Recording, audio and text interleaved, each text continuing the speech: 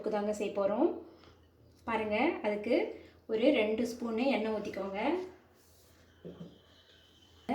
ஜீரகத்தை போட்டுக்கோங்க. மஞ்சள் தூள் ஒரு 1/2 டீஸ்பூன் போட்டுக்கோங்க. இப்போ நம்ம ஒரு பெரிய வெங்காயத்தை கட் பண்ணி வச்சுருக்கேன், அதை நம்ம இதில் போட்டுக்கலாம். போட்டுட்டு நல்லா வதக்குங்க.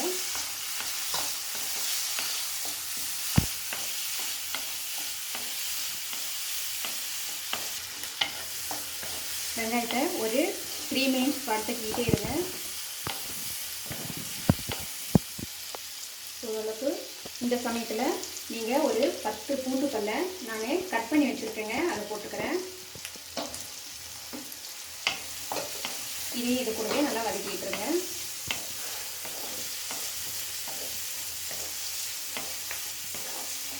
இப்போது வெங்காயம் ஓரளவுக்கு வதங்கிடுச்சு. இப்போது நான் ஒரு 5 தக்காளியை நல்லா சின்ன சின்னதாக நறுக்கி வச்சுருக்கேன், அதை நம்ம இதில் போட்டுக்கலாம்.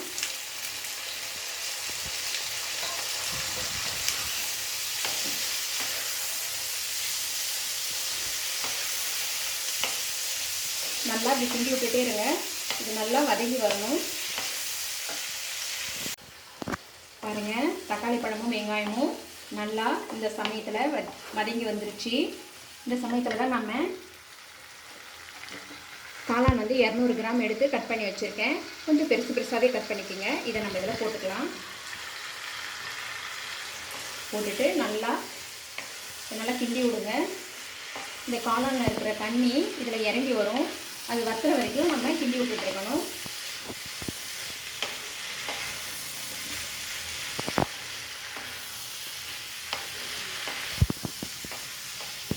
இப்படி கிண்டி விடுங்க.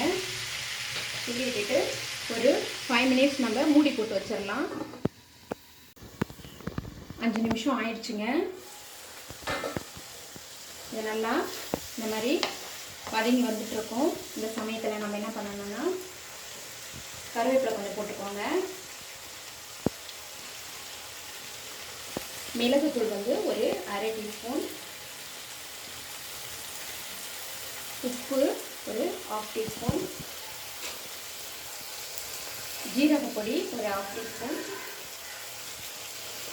மிளகாத்தூள் உங்கள் காரத்துக்கு தகுந்த மாதிரி போட்டுக்கோங்க. இந்த இதுக்கு ஒரு 2 டீஸ்பூன் போட்டால் போதும்.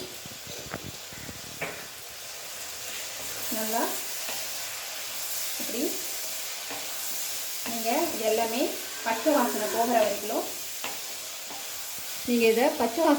வரைக்கும் நல்லா இப்படி வதக்கணும்.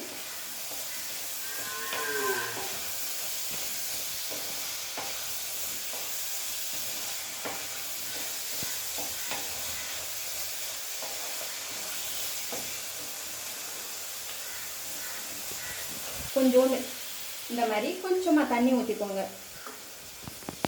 தண்ணி ஊற்றி இந்த தண்ணி வத்துற வரைக்கும் கொஞ்சம் கிண்டி விடுங்க.